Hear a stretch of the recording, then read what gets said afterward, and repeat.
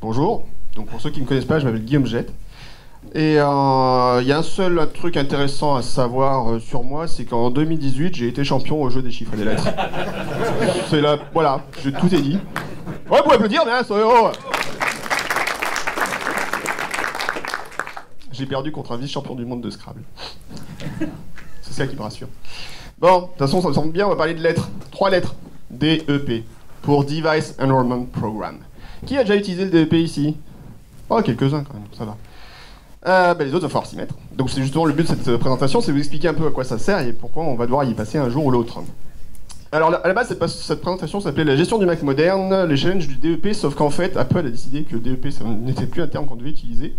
C'est interdit. C'est interdit. D'ailleurs, maintenant, le programme DEP n'existe plus. Et à partir du 1er décembre, il faudra migrer sur le nouveau programme qui s'appelle Apple Business. Voilà. Et donc maintenant, c'est pour ça que cette présentation se rappellera en fait l'Apple Business pour les nuls. Voilà.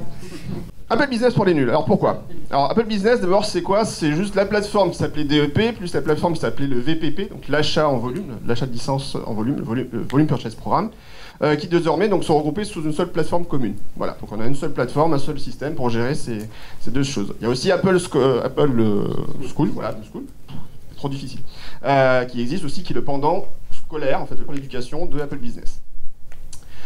Pourquoi Apple Business? Et là, c'est de la référence pour Laurent. Voilà.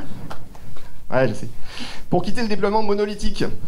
Le déploiement monolithique, c'est quoi? Pendant des années, voilà comment on a déployé des Mac. On prenait un master, donc on faisait un master avec des logiciels, on prenait un système d'exploitation, on mettait tout dedans, dans une image disque, un fichier DMG, sparse bundle, enfin, on appelle ça des sparse bundle. Et puis après, ce fichier, on le déposait sur le Mac par la magie de technologies comme le NetBoot, le NetInstall, NetRestore, des logiciels comme Deploy Studio et d'autres qui faisaient ça de façon formidable. Et donc on déposait ce petit fichier et par la magie de l'installation automatisée, on avait un Mac qui était préparé avec notre système d'exploitation et les différents logiciels autour. Et si vous mettez encore Adobe Flash, c'est quand même un peu bizarre. Mais pourquoi pas. Le problème, c'est quoi? C'est que, comme vous savez, c'est comme dans les jeux vidéo. Here comes a new challenger! Voilà. Vous avez les jeux de baston, vous avez toujours des nouveaux combattants qui arrivent. Et les nouveaux combattants, c'est quoi chez Apple? C'est qu'il y a des nouveaux modèles de Mac. Et qui dit nouveaux modèles de Mac dit système qui ne correspond plus au master qui a été créé. Donc il faudra faire un nouveau master avec tous les logiciels à l'intérieur, donc on perd du temps. Et à une époque, Apple sortait beaucoup de nouveaux modèles. Donc là, maintenant, ça va, ils se sont calmés. Mais c'est à ce moment-là, d'ailleurs, qu'ils ont choisi de changer les règles du jeu. C'est ça qui est marrant. Maintenant, on a un modèle de Mac par an, voire tous les 2, 3 ans, 4 ans. Salut, Mac Mini. Donc c'est un peu problématique. Donc l'approche, en fait, voilà, le problème, c'est quand vous réalisez qu'il faut mettre à jour le master, des fois, c'est des grands moments de solitude. Mais bon, c'est comme ça, c'est la vie. D'où l'idée, après, de faire du fin deployment. C'est-à-dire qu'en fait, on ne déploie plus que le système d'exploitation, et on le pose tel quel sur la machine pour avoir une belle base commune, et après, on installe les logiciels derrière avec une solution de gestion. Typiquement, moi, j'utilisais Deploy Studio, Pro, FileWave, voilà. Vous pouvez prendre ce que vous voulez. Et une fois que ce système est installé, j'installe mes logiciels par divers moyens. Hop là. Voilà, ils sont installés, tout est bien. Pourquoi j'ai installé Adobe Acrobat? Je le fais jamais en plus. Bref. Et là, le problème, c'est que des fois, il faut dégager le système. Donc, qu'est-ce qu'on fait? Il faut quelqu'un qui puisse dégager la moitié du système d'exploitation. Parce qu'en fait, le système, il sert à rien. Donc, on va faire un snap. Voilà, j'ai appelé Thanos pour le faire, c'était plus simple. Et qu'est-ce qui se passe? Et là, on va dire, Monsieur Federighi, bon, si je ne me sens pas très bien. Et voilà, et votre système, il va disparaître. En fait, on se passe de l'installation du système d'exploitation, on va installer juste les logiciels. Pourquoi? Parce qu'en fait, on peut se dire qu'à la sortie du carton, un Mac a un système d'exploitation qui est propre. Il a tout ce qu'il faut pour fonctionner correctement. Et il a un système qui est adapté à la machine, avec tous les éléments additionnels nécessaires. Donc en fait, on a besoin d'installer que les logiciels, finalement. Et en réalité, on n'en installe pas tant que ça. Quand on regarde bien, des fois, il y a des gros trucs qu'on est obligé d'installer, mais par rapport à quelques années, je pense qu'on n'installe pas forcément autant de choses qu'on installe aujourd'hui. Pas qu'on installe à l'époque. Donc, le problème après, c'est qu'il y a cette machine qui est arrivée, l'iMac Pro, fin 2017, pardon. L'iMac Pro, quand il est arrivé, le problème, c'est qu'il a intégré le nouveau système T2, le chipset de protection, de sécurité des Mac, et ce chipset, il a des petites particularités. Il y a un nouveau système de protection, par exemple, qui dit qu'il est impossible de netbooter sur ces machines. Vous ne pouvez pas faire de netboot, sauf sur Internet, en fait. C'est la seule possibilité. Vous ne pouvez pas faire de NetInstall hors recovery Internet. Vous pouvez démarrer sur Internet à travers un réseau, mais pour restaurer un système, pour installer un système, mais vous ne pouvez pas faire donc, de NetInstall tel qu'on le faisait auparavant sur les Mac. Et puis, dernière petite subtilité, qui en fait rager quelques-uns, et c'est normal, on ne peut pas faire de démarrage direct sur un disque interne. Et là, c'est la grosse subtilité de ces machines. Hein externe, oui, c'est pardon, externe, j'ai écrit externe. Ça veut dire quoi? Ça veut dire que quand vous démarrez le Mac, en fait, vous allez avoir... Vous décidez, tiens, je vais démarrer sur un disque externe pour installer un système ou installer un logiciel avant même que la machine ait démarré pour la première fois. Ben, le Mac vous l'interdit en fait. Et il faut, en fait, pour pouvoir faire ça, désactiver en fait une fonction qui est un utilitaire de sécurité spécifique, qu'on utilise via la fonction recovery du Mac, appuyant sur R au démarrage,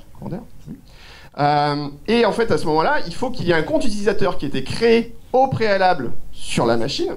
Donc, il faut que vous ayez passé tout l'assistant de démarrage pour pouvoir démarrer sur la recovery et avec ce compte et son mot de passe, désactiver le boot sur un disque externe. Wouhou! Donc ça facilite pas les choses. L'année dernière, j'ai utilisé la même diapo exactement pour ma présentation au Command IT 1.0 et j'avais dit, j'ai rajouté ce petit macaron en disant bientôt sur tous vos Mac. Et ben ça n'a pas raté. Il n'y a que l'iMac, parce que l'iMac a la bonne idée d'avoir encore un modèle avec un disque dur à 5400 tours minute.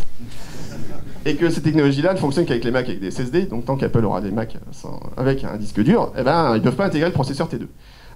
Donc du coup, ça veut dire quoi? Ben voilà, les MacBook Pro et MacBook Air sortis l'année dernière et le Mac Mini ont tous un processeur de sécurité T2, dont ces fonctionnalités s'appliquent à ces Macs. Donc ça veut dire quoi? Ça veut dire goodbye Diplo Studio et tous ses copains pour l'utiliser pour faire du déploiement. Alors vous pouvez encore le faire, mais il faut savoir que Diplo Studio, coucou Alexandre qui nous regarde, le développeur donc a décidé qu'il arrêtait de toute façon le développement, il n'ira pas plus loin, il va juste assurer la compatibilité. Enfin de toute façon il n'ira pas plus loin, je pense. Ouais, il est mort. Le logiciel est mort quasiment. Et avec le système APFS donc, qui équipe maintenant nos Macs, ça devient de plus en plus compliqué de déployer des masters. On peut le faire, mais c'est compliqué. Enfin, c'est plus compliqué franchement que ce que c'était avant. D'où l'intérêt d'aller un petit peu investir sur le DEP, enfin Apple Business, comme on dit. Donc d'abord, Apple Business, il faut savoir que c'est un processus administratif. C'est là où c'est pas rigolo, parce que qui dit administratif veut dire un processus lent.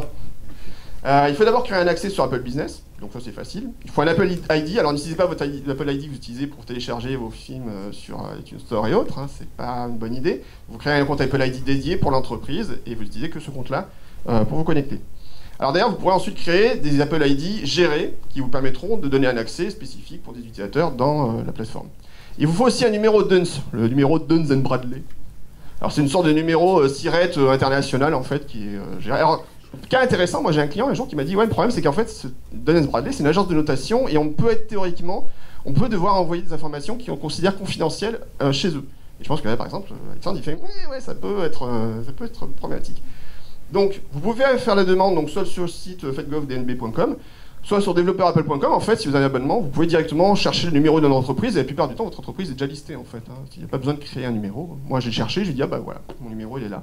Et alors, votre client peut chercher lui-même, vous pouvez chercher pour lui le numéro s'il y a besoin.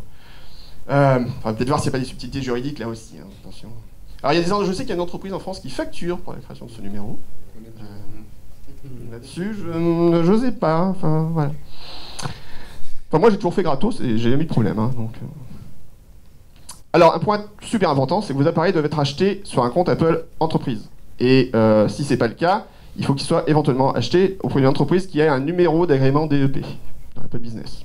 Je vais dire DEP, puis arrêtez de me... Hein, voilà. Si vous achetez si vous avez un utilisateur qui achète sa machine à la Fnac et son Mac à la Fnac et qui arrive le lundi matin en disant « Ah, je vais pouvoir voler mon Mac lui, il n'est pas dans le DEP, hein, il est hors processus. Donc ça peut être un peu gênant.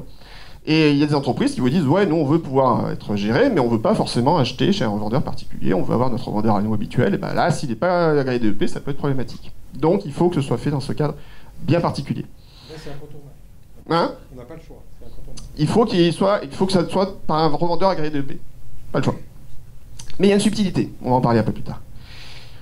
Alors qu'est-ce qui se passe? Alors au départ, vous avez une solution de mobilité, donc un Mobile Device Management, solution de gestion de mobilité, qui va créer une liaison, donc vous avez créé une liaison sécurisée entre les deux, donc entre votre solution MDM, donc, que vous utilisez habituellement, et la plateforme Apple Business. Alors la plupart des solutions aujourd'hui gèrent le DEP, d'ailleurs toutes ces plateformes de mobilité, en ligne, en cloud, en pack cloud, savent gérer ça.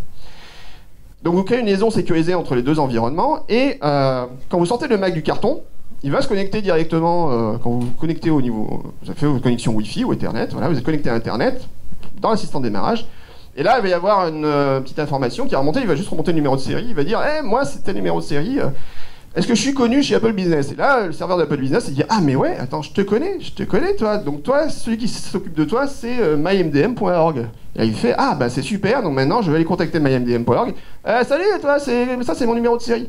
Salut, je suis ravi de te rencontrer. On va créer une petite liaison sécurisée entre nous deux. Et maintenant, je pourrais te contrôler, mais par contre, au passage, je vais t'envoyer un petit fichier de configuration. Voilà, boum. Ça s'arrête là, voilà. Pour l'utilisateur, c'est transparent, quasiment. C'est quasiment transparent, et on va voir qu'en plus, l'avantage, c'est qu'on va avoir beaucoup plus de contrôle sur la façon dont pouvoir configurer le poste dès le démarrage. Et surtout, après, vous sortez une machine de l'inventaire, enfin voilà, vous avez un stock de 20 machines, vous dites pas, ouais, mais attendez, je sélectionne la machine, j'attribue, je prépare pour une telle personne, non, vous lui filez la machine à l'utilisateur, il a des balles du carton, il se débrouille. C'est l'idée, c'est de faire du déploiement dit, entre guillemets, zéro touch. Alors ça ressemble à quoi? Apple Business, ça ressemble à ça, après, donc c'est une plateforme, voilà, vous pouvez commander des livres, vous pouvez acheter des applications, voilà, j'ai pas acheté de bouquin dessus, mais voilà, vous pouvez commander votre application macOS Mojave, j'en ai commandé 1000 licences, dites donc, vous avez vu, je suis riche. Alors un point important d'ailleurs, c'est intéressant de savoir, les applications Apple ne sont pas forcément gratuites, ce sont des applications payantes à 0 €. C'est une subtilité. Non mais c'est important, des fois dans le déploiement c'est important. Alors typiquement d'ailleurs c'est intéressant parce que Mojave c'est l'application que vous pouvez télécharger directement sans vous authentifier, alors que les autres applications des fois vous obligent à vous authentifier pour les télécharger. Alors, et puis après voilà, vous allez pouvoir gérer vos applications, donc dire voilà, moi j'ai rajouté différents serveurs MDM et je peux associer mes machines à un MDM ou à un autre. Ça, l'intérêt aussi c'est de dire voilà, j'ai plusieurs clients qui ont peut-être des solutions de gestion différentes, bah, je peux attribuer les postes après une solution de gestion à une autre selon les besoins. Et le processus c'est rapide, hein, en quelques minutes, votre machine est recensée, votre serveur va communiquer régulièrement avec Apple Business, il va récupérer les informations des machines qu'il doit gérer et basta. Et on peut créer différents types de comptes, des comptes administrateurs, des comptes de personnes, des gestionnaires de personnes, des gestionnaires d'appareils, de contenu, etc. qui auront des droits chacun privilégiés. Donc c'est plutôt bien foutu, enfin la plateforme est plutôt bien, pas mal. Et voilà, et là vous pouvez choisir par exemple d'attribuer des appareils spécifiques avec un numéro de série ou en chargeant un fichier voilà, CSV. Et vous pouvez dire voilà, ces appareils, je les attribue dans un tel ou tel MDM, voire je peux aussi les sortir complètement d'Apple Business. Typiquement, un collaborateur qui rachèterait sa machine, on va dire bon, on ne va plus le gérer, donc on va le sortir d'Apple Business, c'est faisable.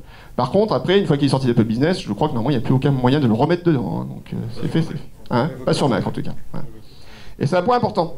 Et c'est bien de signaler, puisque c'est la plus suivante. À partir d'iOS 11, on peut enrôler un appareil iOS qui n'était pas dans le DEP du tout, dans votre solution MDM et le mettre en mode géré, enfin supervisé, éventuellement. On peut le faire directement depuis Apple Configurator, cette fameuse application que personne comprend. À chaque fois je le regarde, je fais mais comment ça marche? C'est pas l'interface la plus claire qu'Apple ait conçue, on peut dire. Mais bon, enfin, elle est quand même assez pratique et on peut faire pas mal de choses avec. Et du coup, désormais, depuis la version... Donc si vous avez des appareils sur iOS 11, il est possible de... Donc vous avez sorti vos appareils, là vous avez commencé à les préparer avec Apple Configurator, vous avez branché sur votre Mac, et vous pouvez demander à ajouter automatiquement l'appareil au programme d'inscription d'appareil, donc le programme DEP en fait. Voilà. Et si l'appareil n'a pas été retiré, enfin si l'utilisateur doit recevoir un profil de configuration sur son appareil, et s'il ne le retire pas dans les, je ne vais pas dire de bêtises, je crois 60 jours, 30, pardon, j'ai essayé de dire une bêtise, dans les 30 jours, eh ben l'appareil est considéré comme définitivement dans le DEP. Donc ça c'est intéressant, mais ça ne concerne que les appareils iOS, pas les appareils macOS, puisqu'on ne peut pas connecter un Mac à Apple Configurator, sauf dans un cas. Quel est le cas où on peut utiliser un Mac Configurator? Alors là, les Mac Pro, et tous les MacBook Air et MacBook Pro sortis l'année dernière. Tout ce qui est un processeur T2, exactement, en fait. Parce qu'en fait, vous pouvez l'utiliser pour passer le Mac en mode DFU, pour restaurer, par exemple, les fonctions de la touch bar, si vous avez un problème sur votre touch bar ou autre, ou le touch ID qui ne marche pas, etc. J'avais eu, pour une petite histoire, un MacBook Air qui déconnait complètement il y a quelques jours, je l'ai fait la procédure, et ça n'a pas marché du tout. Le 1er mars 2011, c'est une date super importante. C'est la date à partir de laquelle, si vous avez acheté des machines qui ont été des machines achetées dans le cadre d'un revendeur Apple, agréé DEP ou d'Apple directement, si vos machines, vous avez encore les factures et que vous voulez les intégrer dans le DEP, vous pouvez le faire. Si elles n'étaient pas encore dans le DEP. Contactez Apple directement, il y a une cellule Apple Business, il y a des mecs qui sont à 24 sur 24, ces gens sur 7, non peut-être pas. Et donc vous pouvez leur demander les numéros de série, ils peuvent réinjecter les factures directement, et du coup vous pouvez avoir vos numéros de série de vos anciens Mac intégrés dans le DEP. Toutes les machines sont sorties avant, faut les brûler. Pas de solution. Un point important, c'est que le programme DEP, il n'est pas dispo partout. Donc il y a des pays dans le monde où vous ne pouvez pas. Et vous avez des contrées lointaines. Vous savez qu'en France, on a des contrées lointaines, très lointaines. Et typiquement, il y a une petite ligne qui dit les départements et territoires d'outre-mer français. Salut Pascal, si elle regarde. Ne peuvent pas utiliser le programme Apple Business. Donc là, ils sont français, hein, pas de souci, mais ils n'ont pas le droit d'utiliser ce programme pour une raison mystérieuse qui nous échappe encore. Donc là, il faut prévoir des solutions alternatives. Pas de choix.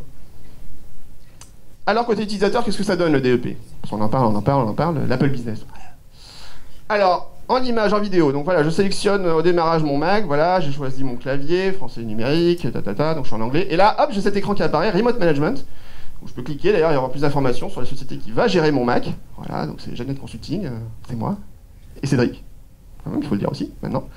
Et mon Mac, donc, va contacter mon serveur de gestion, et va donc il est prévenu qu'il va automatiquement configurer cet ordinateur. Voilà. Donc il contacte, alors c'est en temps réel, hein, donc je n'ai pas coupé, voilà, mais ça va prendre quelques secondes, ne vous inquiétez pas. Et donc pendant ce temps-là, donc, le Mac reçoit des informations, et bien par exemple, on va lui dire, il va recevoir un fichier, donc c'est un fichier de configuration, c'est pas un profil comme on a l'habitude sur les solutions MDM, c'est un fichier JSON, le mort-vivant. Ouh, c'est ça. Bon. Donc, le truc de la vie privée, voilà. Donc là, je rentre mon nom, mon mot de passe. Ce qui est intéressant, c'est que voilà, là, la politique de sécurité est déjà appliquée. C'est-à-dire qu'en fait, je suis obligé de taper un mot de passe, par exemple, de plus de 6 caractères, parce que j'ai spécifié ça, moi, mon niveau de mon MDM. Donc, et ce qui est intéressant, c'est que j'aurais pu aussi dire, l'utilisateur crée son compte, mais c'est un compte qui est lié à un service LDAP. Active Directory, Open Directory, ce que vous voulez, Okta ou autre, VMware, ce que vous voulez. Et là, j'ai choisi d'activer seulement certains panneaux. Par exemple, l'utilisateur peut activer le service de localisation, et c'est tout. Enfin, donc tous les autres panneaux, est-ce que vous voulez créer un compte iCloud, est-ce que vous voulez accepter les conditions d'utilisation, tout ça, j'ai tout coché pour lui, et de toute façon, il n'y a pas le choix, c'est comme ça. Voilà. Donc là, j'ai fait en mode voilà, installation turbo. Et donc là, donc, si tout va bien, on arrive sur le bureau. Voilà. J'étais encore à Sierra quand j'ai fait des mots. Vous le constatez. J'ai une petite roue multicolore parce que pourquoi pas. Un curseur, voilà. Mon doc apparaît en bas de l'écran, youpi, c'est la joie. Donc j'ai un fichier untitled qui est apparu, je sais pas pourquoi, mystère. Les machines virtuelles, ça fait ça. Parfois, voilà. Dans les préférences système, si je regarde bien, bah, j'ai bien mes profils de configuration. Donc là, c'est un profil de gestion d'appareil qui a été intégré. Donc mon Mac est directement intégré dans ma solution MDM. Directement, j'ai pas eu besoin de faire quoi que ce soit. Voilà, et j'ai pu déployer certains profils directement sur le Mac. C'est magique. Et puis si je vais dans le dossier application, je vois que mon application de self-service donc a été installée. Je ne dirais pas quelle est la solution de gestion que j'ai choisie pour ce coup-ci. Oh, c'est pas indiqué en bas de l'écran en plus. En plus, ils sont partenaires, on peut les citer, c'est Jamp. Voilà. Donc mon self-service donc customisé a été descendu, installé automatiquement. Voilà, donc je peux installer des applications. Mais pourquoi j'ai mis installer Flash? Et là, tadam! Voilà, j'ai mon bureau qui s'est configuré automatiquement avec le logo du fabuleux logiciel Dismaker dont je suis le développeur. Ah là là, on en parlera demain. Voilà, donc configuration où là l'utilisateur n'a rien fait finalement. Il a juste configuré son nom, voilà, et l'expérience pour lui a été totalement fluide. C'est plutôt magique. Donc on améliore l'expérience utilisateur en permettant donc d'enrôler le poste en mode approuvé par l'utilisateur, et ça c'est important, on va y venir juste après. On va supprimer les panneaux de l'assistant de démarrage qui servent à rien, plutôt intéressant. Et on peut appliquer des profils de sécurité immédiatement. Donc on enrôle le Mac et tout de suite déjà il est conforme aux normes qu'on veut déployer. Ça c'est plutôt intéressant.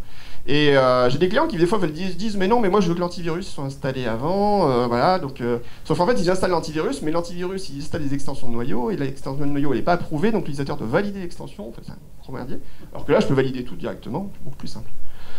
On peut aussi déployer des packages pendant l'assistant d'installation. C'est-à-dire qu'à partir du moment où vous avez dit, voilà, j'autorise mon Mac à être géré par l'entreprise Jeannette Consulting, enfin, par votre entreprise, hein, c'est pas que moi qui vais gérer votre Mac, évidemment, on va pouvoir déployer automatiquement un ou plusieurs packages.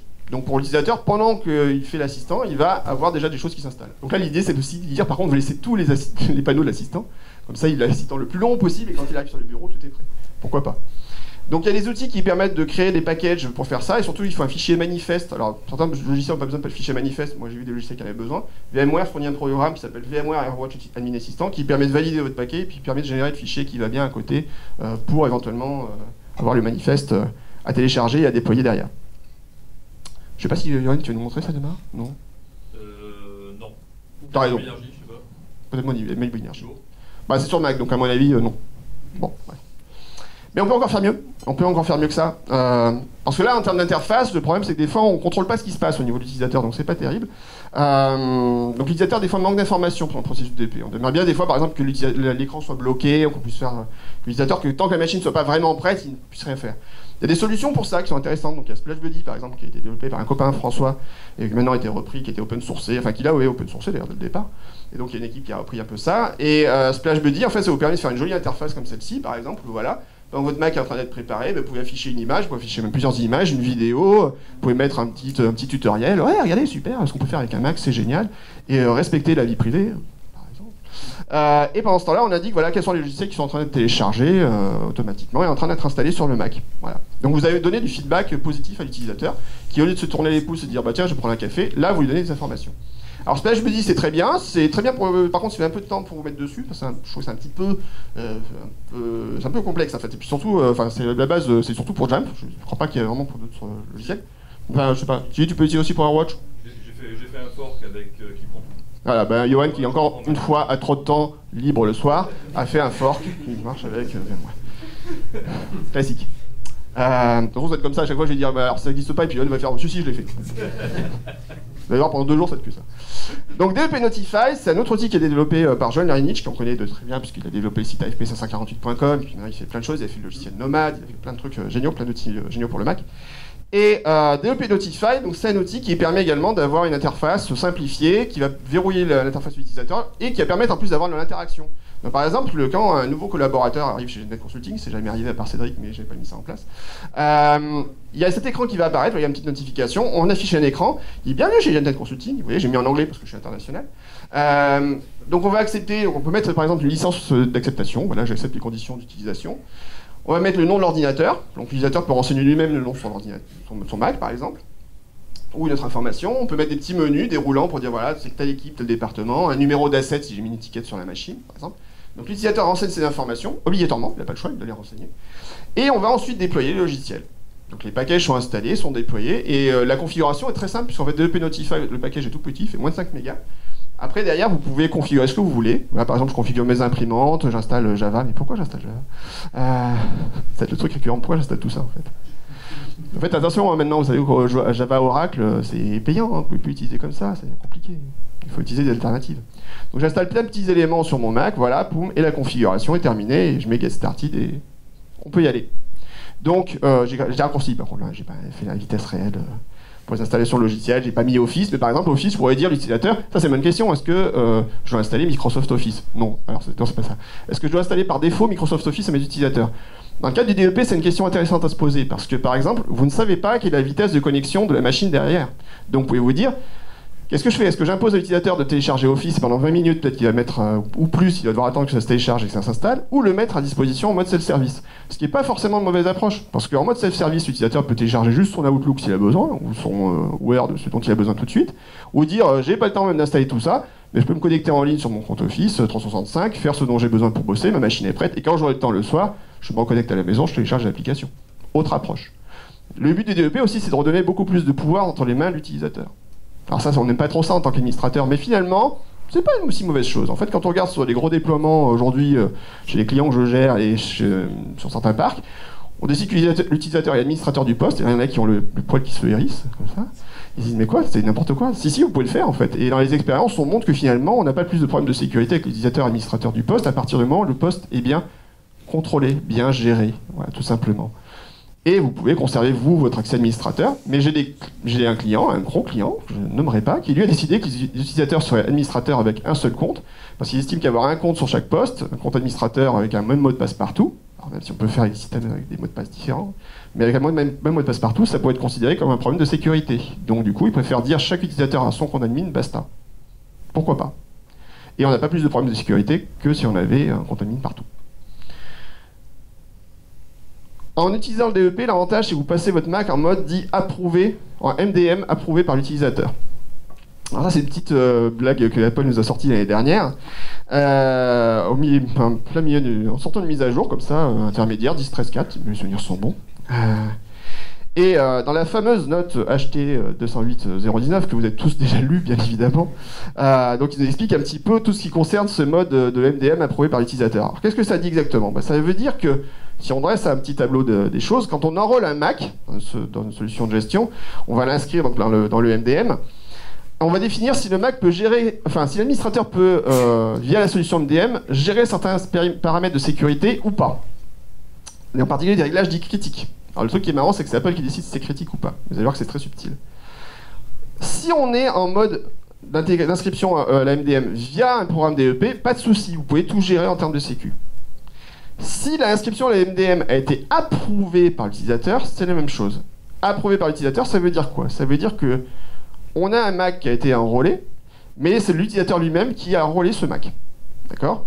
Il est allé sur une page spécifique, sur une page web, il a fait différentes opérations pour s'enrôler et mettre son Mac dans le système MDM. Et là, Apple dit, ouais, ok, pas de souci. L'administrateur peut tout gérer. Mais il peut y avoir des cas où, par exemple, on a enrôlé des Macs, par exemple par un script qui a installé un profil directement sur la machine, et hop, la machine est enrôlée, joie au bonheur, sauf que là, on n'est plus en mode MDM approuvé par l'utilisateur. C'est un MDM qui a été déployé par l'administrateur, dans le dos de l'utilisateur, parce que nous sommes tous comme ça. Et dans ce cas-là, l'inscription n'a pas été approuvée par l'utilisateur directement. Donc là, il y a des choses que l'administrateur ne pourra pas faire. Par exemple, l'année dernière, la subtilité, c'était les fameuses extensions de noyaux qui doivent être approuvées par l'utilisateur. Sinon, il y a un message qui apparaît pour vous dire attention, votre antivirus ou votre solution VPN ne peut pas fonctionner, il faut autoriser l'extension à être chargée. Et là, vous avez, voilà, dans les préférences système de sécurité, dans la partie dédiée à Gatekeeper, vous avez j'autorise. L'utilisateur doit autoriser implicitement l'extension à être chargée. Sinon, il doit passer dans les préférences système, aller dans les profils et dire j'autorise ma solution MDM à gérer ce Mac. Je dis voilà, je valide la solution MDM à être gérée. La subtilité en plus c'est que dans la fenêtre de préférences système de profil, c'est que vous ne pouvez pas cliquer à distance sur le bouton. Il est désactivé si vous dites un remote desktop, un TeamViewer, etc. Vous faites clic, clic, clic, il ne se passe rien. C'est marrant. Hein? Tu peux en 10.14. Alors on peut en 10.14, ils ont changé ça? Oui, parce que tu dois approuver le contrôle à distance de ton Mac. Ah oui, c'est ça, voilà. Donc maintenant, tu peux, voilà. Merci pour la subtilité, Laurent. Voilà, c'est très subtil tout ça. Comme tu as approuvé quelque chose que ton administrateur doit faire pour toi. Voilà, c'est bon. C'est ok. Donc c'est très subtil tout ça. On est toujours dans l'idée vie privée, on parle avec Alexandre, etc. Voilà, on respecte la vie privée, on respecte l'utilisateur et on fait pas les choses dans son dos. Ouais. macOS 10.14 a intégré aussi un nouveau mécanisme qui s'appelle le Privacy Preferences Policy Control. Alors c'est les nouvelles boîtes de dialogue qui font qu'on a l'impression d'être sur Windows Vista maintenant.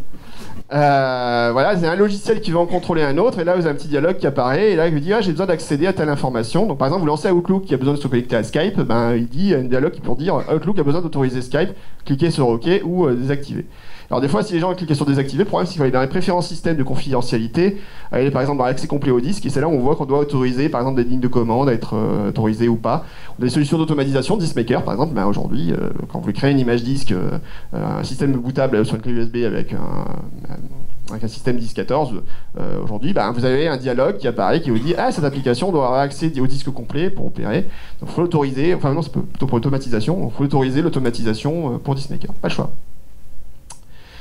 Donc ça, l'administrateur normalement n'a pas de possibilité directe de le gérer si on est en mode non approuvé par l'administrateur. Par contre, si vous êtes en mode administrateur et que la MDM a été approuvée, vous pouvez pousser des profils de configuration qui vont donner l'autorisation, par exemple, par défaut, de dire bon, ok, Outlook, tu as le droit de contrôler Skype, il n'y a pas de problème, directement. Voilà. Ou tu as le droit d'accéder à certaines informations, calendrier, contact, etc. etc. Mais c'est vachement fort, parce que par exemple, dans le terminal, vous allez faire un CD dans un répertoire qui est interdit, et il vous dit non, tu n'as pas le droit. Et c'est ma machine, non, t'as pas le droit. Ok. D'accord, c'est le système, comme vous voulez. C'est un peu compliqué. Mais toujours tout ça dans l'idée de dire l'utilisateur doit savoir un peu ce qui se passe sur sa machine et doit autoriser les actions de façon explicite. Et donc là, en fait, par exemple, là j'ai pris un petit programme qui s'appelle Privacy Preferences Policy Control Utility. Encore plus long pour la prochaine fois, les gars. Et qui permet en fait de générer directement les profils pour vous. Donc là c'est plutôt pratique puisque vous pouvez dire voilà telle application doit contrôler d'envoyer des Apple Events à tel programme. Vous cochez la case, vous dites ça j'autorise pas, vous faites le fichier, boum il génère le fichier de configuration et vous n'avez plus qu'à l'intégrer dans votre solution MDM. Ou alors un clic vous pouvez l'envoyer si vous avez un serveur Jamf, vous pouvez le uploader directement. C'est pratique. Quelques conseils généraux sur l'utilisation du DEP. D'abord tester dans une VM. Alors c'est très pratique, on peut faire ça.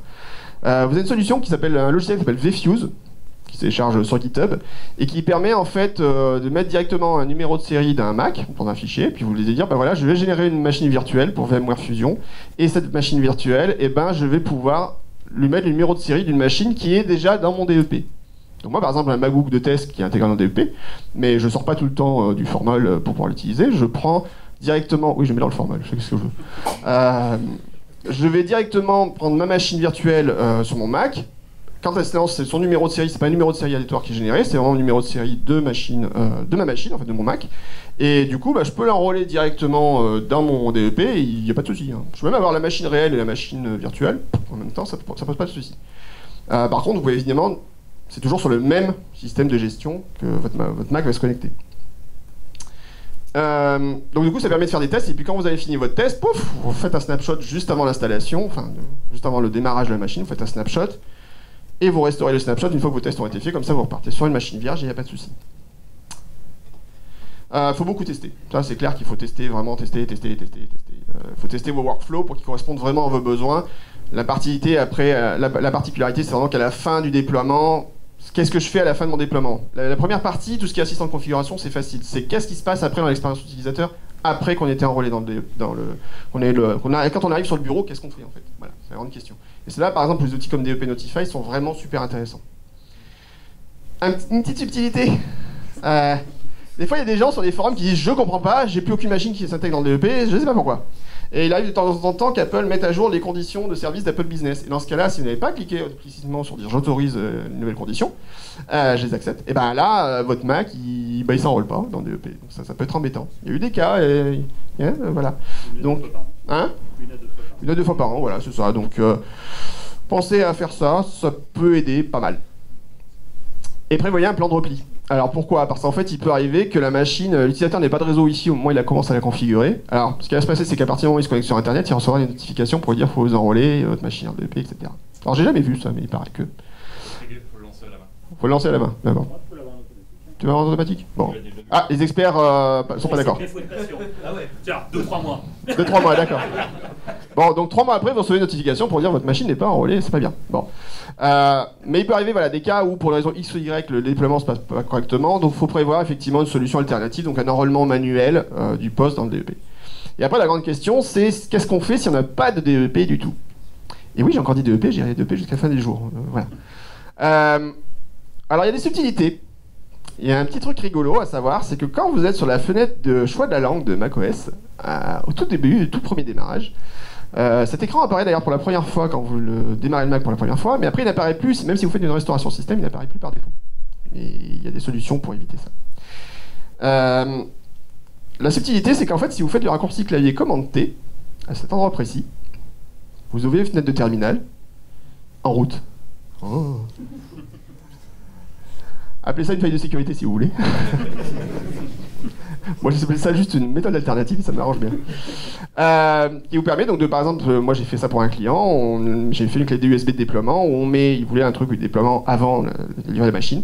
Donc on met une clé, voilà, sur le clé il y a des packages, il y a un script d'installation, et vous mettez la clé, vous avez juste à la monter à la main, donc faire un disque utile, mon disque, disque 2 par exemple. Vous montez le disque, vous lancez ensuite votre script et vous faites l'installation directement, pourquoi pas. La petite utilité, en fait, c'est qu'il faut qu'il y ait un fichier qui soit installé donc, pour que l'assistant, donc le choix de la langue apparaisse. Et donc il faut qu'il y ait un fichier qui soit installé dans le répertoire VARDB, très précisément. Et j'ai fait un article de blog qui explique tout ça. Vous avez qu'à aller voir mon blog, blog.je.net, et puis voilà. Et sinon, il y a une solution qui s'appelle MDS, Mac Deploy Stick, qui est développée par toucaneuse.com, donc qui permet, elle, de créer une clé USB que vous allez pouvoir utiliser sur la partition recovery, en fait. Donc vous démarrez, ils ont fait des trucs bien, ils ont fait, si vous avez des appareils Arduino, pour les programmer pour démarrer automatiquement et lancer tout le processus d'installation en cliquant sur les bonnes touches, en fait. C'est fort. Et le produit, en fait, vous permet donc d'installer des packages, un système complet, etc., en démarrant sur la partition recovery. Donc là, on évite le gros problème des Mac qui ont un processeur T2. Vous pouvez démarrer dessus, sur la recovery, ça, il n'y a pas de souci. Et vous pouvez du coup déployer vos packages avant de faire votre déploiement. Voilà. Surtout, ce qui est important de voir, c'est qu'Apple Business sera vraiment incontournable sous peu. En fait, je dirais que maintenant, c'est quasiment incontournable. Alors, surtout, la grande question, des fois, c'est « Ouais, mais j'ai que 4 ou 5 postes à déployer, est-ce que ça vaut vraiment le coup ?» C'est une bonne question.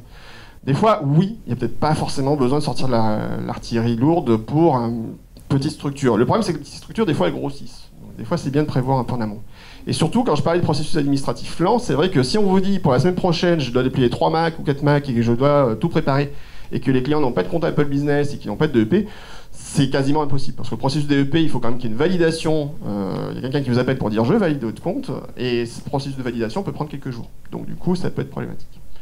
Donc, pour moi, en tout cas, voilà, Apple Business, c'est vraiment incontournable sous peu. Donc, commencez vraiment à travailler avec. Commandez une machine sur un compte Apple Business avec votre vendeur habituel ou prenez une machine directement sur l'Apple Store. Alors, je crois que... je sais plus si les machines Refurb peuvent être maintenant... oui, elles sont... ouais. Tant que c'est acheté par le bon canal, ouais. Donc, ça, c'est pour Canal. D'accord, merci pour la confirmation. J'avais un petit doute. À une époque, je sais qu'on pouvait pas. Maintenant, a priori, c'est bon. Donc, prenez une machine Refurb, voilà, et faites des tests, tout simplement. Prenez un Mac Mini à 450 €, vous savez, celui que personne ne veut plus, celui de 2014. L'avant-dernier. Voilà, l'avant-dernier, tout à fait. C'était pour moi, je m'appelle Guillaume Jette et c'était mon spectacle. Voilà.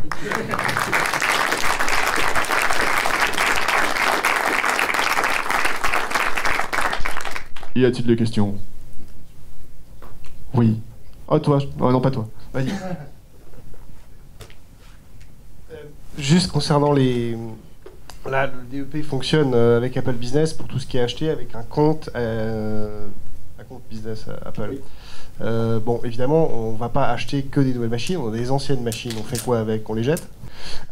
Donc si ta machine, elle a été achetée au préalable hors DEP, mais qu'elle a été achetée chez un revendeur Apple agréé DEP ou chez Apple directement dans le cadre d'un contrat entreprise. Je précise bien entreprise parce que par exemple moi des fois j'achète les machines à titre personnel et je peux pas les intégrer dans Apple Business, c'est sur mon compte perso et... Ça va être le cas.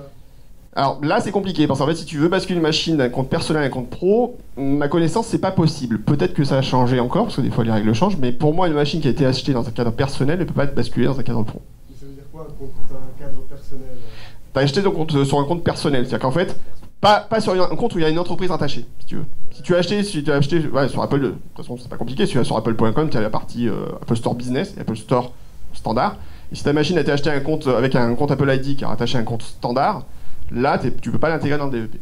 Il faut que ce soit rattaché à un compte d'entreprise. Alors un compte d'entreprise, tu appelles Apple, tu lui dis voilà j'ai un compte d'entreprise pour mon entreprise, mon SIRET c'est ça, etc. Il te le crée, il n'y a pas de souci. Mais il faut que ce soit fait. Et après, si tu veux transférer la machine, aujourd'hui, c'est pas possible. Par contre, ça aurait été un appareil iOS, c'est faisable. Hein? C'est vachement bien pensé, ça. C'est comme ça. Aujourd'hui, c'est comme ça. Mais attention, attention. Je peux passer Apple Business, en gros, avec mes clients, là, je peux pas, déjà. Tu ne changes rien. Non, c'est juste que ton processus actuel ne change pas. Par contre, tes clients aujourd'hui, s'ils ont des comptes qui ne sont pas des comptes Apple Business pour acheter leur machine, par exemple, tu peux leur dire de créer un compte Apple Business, ils commandent leur machine et elles seront intégrées dedans. Ça n'y a pas de souci. Les futures machines, les machines existantes, je dirais que c'est pas forcément grave. Si elles ont été achetées dans un cadre Apple entreprise, ça passe encore. Si c'était acheté dans un cadre Apple personnel, non, tu pourrais effectivement pas les rattacher. À partir du moment où ça passe par un des deux grossistes agréés d'App, Tech ou Ingram, oui. Après la destination de la machine, la finale de la machine, on s'en fout qu'elle soit perso ou pro. Oui, ça ok. Oui, mais là c'est encore une fois dans le cadre d'une machine achetée dans un contrat professionnel, d'accord? Voilà. Mais si là, je parlais par exemple du cas typique où moi, je te donnais mon cas où moi j'ai acheté des machines à titre personnel sur mon compte perso, voilà. Mais à un moment, je dis tiens, je mettrais plutôt sur mon compte Apple Business, je peux pas. Sauf si c'est un appareil iOS. Les Mac, aujourd'hui, c'est pas possible. Ils ont fait pour iOS, peut-être qu'un jour, ça changera. Peut-être. On peut croiser les doigts. Pour les T2. Hein? Pour les T2. Pour les T2, ouais. Pas ceux qui sont intéressants. Voilà. Autre question?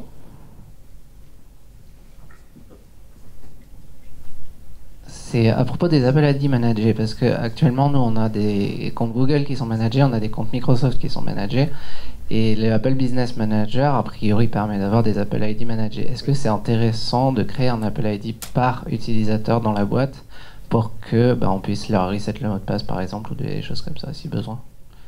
Alors, attention, sur les comptes Apple ID managés, c'est vraiment pour l'accès à la plateforme Apple Business, c'est tout. D'accord, c'est pas par exemple les comptes Apple ID personnels que l'utilisateur va mettre sur. D'ailleurs, je crois que normalement, si vous essayez de mettre un compte Apple Business dans iTunes, il vous dit non, il peut pas.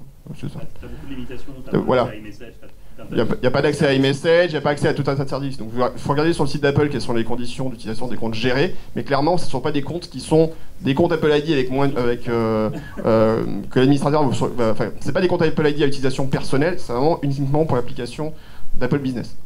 Donc c'est pour faire une délégation plutôt de droit qu'autre chose. Maintenant, l'Apple ID personnel, c'est un autre débat. On fera un jour une conférence Apple ID et fromage. Je sais pas, 4 jours. 4 jours, ouais. Merci. Et donc les appareils que mes clients ont achetés directement chez Orange ou chez SFR et compagnie ne sont pas enrôlables. Si. Ah. Si. S'ils ont été achetés à la carte d'entreprise, ça peut. Puisqu'ils sont effectivement, les opérateurs téléphoniques ont des cellules business qui sont rattachées et qui peuvent utiliser. Alors je sais pas si c'est tous les opérateurs ou pas. Parce que là, moi, par exemple, j'ai essayé d'enrôler chez Tech par le DEP des appareils achetés chez Orange d'un client et ils sont systématiquement refusés. Et le client m'a assuré qu'il n'avait jamais demandé à ce que ça soit intégré dans le DEP. Non mais c'est Orange de le faire. C'est Orange de le faire. C'est Orange de le faire, ouais, tout à fait. C'est pas possible. Ceci est un raccourci que je ne me permettrai pas de faire, mais bon. Revendeur de iOS, Tu peux l'adopter après. Par contre, si c'est Voilà. acheté encore une fois dans le cadre personnel, Non, c'est-à-dire quelqu'un qui est allé à la boutique Orange, là ça marchera pas. Non, là c'est bien des flottes d'entreprises, Orange Business. Orange peut le faire. Orange peut le faire. Ou tu peux le Orange peut le faire. Ou, voilà. Comme signalé au premier rang, Si vous avez les contacts. si vous avez... Non, mais la solution dans ce cas-là, si vous n'avez pas envie de perdre du temps avec l'opérateur téléphonique, c'est de les réenrôler à travers l'application Apple Configurator. Mais il faut les effacer. Mais il faut les effacer. On se l'a dit. Alors, attention. Ah oui, donc c'est Vous savez d'ailleurs que pour les fonctions d'Apple, il y a une fonction qui est le mode supervisé sur les appareils iOS, qui aujourd'hui demande l'effacement de l'appareil, de passer Apple Configurator, tout ça, pour activer la supervision. Et apparemment, Apple va changer un peu la donne là-dessus, parce qu'on pourra passer les appareils en mode supervisé sans effacement. D'ici la fin de l'année. Ça a été annoncé. Gros progrès, ça fait que 10 ans qu'on l'attend. Mais en tout cas, ça va arriver. Donc après, oui, par contre, effectivement, si on prend Apple Configurator, il faut effacer aujourd'hui l'appareil pour pouvoir l'intégrer. Ça n'a pas de possibilité.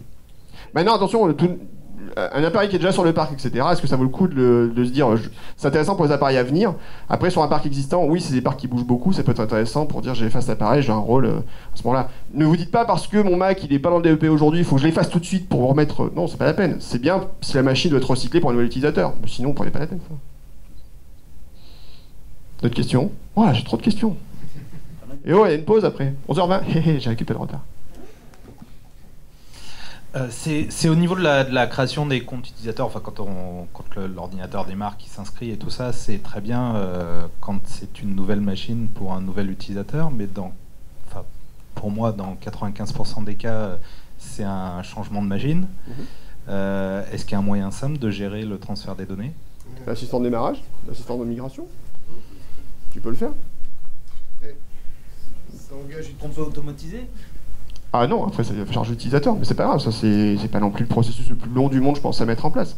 Mais si ton compte n'est pas un compte lié à de l'Active Directory, etc., pourquoi pas. Après, ça devient plus compliqué, effectivement, si c'est un compte AD ou autre. S'il y avait du chiffrement au passage, ouais, vaut mieux recréer un nouveau compte et migrer les données à la main. Faut pas prendre tous les settings. Ouais, non, mais bon, c'est clair. Après, moi, l'assistant de migration, je trouve que c'est un très bon outil pour le grand public, ça marche plutôt très bien dans 99% des cas. Il y a 1% des cas où il peut y avoir des écueils, mais dans l'ensemble, ça marche plutôt pas mal.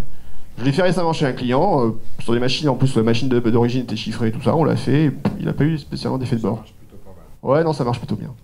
Donc, l'assistant de migration peut être une solution. Sinon, ouais, Jace, tu fais un script. Tu sais le faire, toi. Si toi, tu sais pas le faire. D'autres questions? Alors, non, t'es trop loin. Bon, alors tu vas le dire fort. Quid lors du changement de DEP? Quid lors du changement de... Un autre, par exemple, le backup iTunes avec le profil de l'ancien DEP. Comment je le restaure, ces données sur le nouveau DEP, etc. En fait, le DEP n'a pas d'affectation au niveau des sauvegardes iTunes, tout comme ça. Le DEP, c'est... Si tu prends une sauvegarde iTunes Oui. qui n'est pas au courant du nouveau DEP, quand tu la restaures, t'écrases ton profil DEP que tu viens de mettre. Oui, donc il faut que tu réenrôles l'appareil. Oui, mais si ta donnée c'est juste cette sauvegarde iTunes, tu veux redescendre ta sauvegarde. Qu'est-ce que tu fais? Il faut pas le faire depuis iTunes, il faut le faire depuis Cloud. Alors, d'accord, donc tu as payé les 5 gigas sur toute ta flotte. C'est gratuit, 5 gigas, c'est gratuit. Au-delà de 5 gigas, je veux dire. Tu as payé toute la flotte.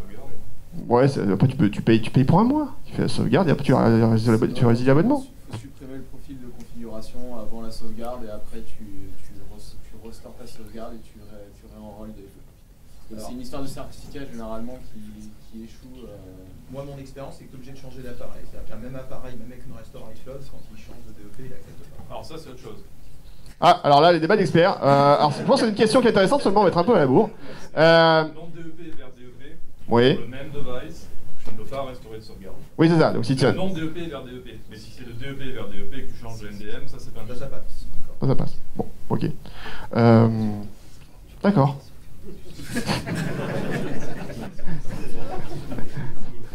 Bon, les experts, le grand Rex.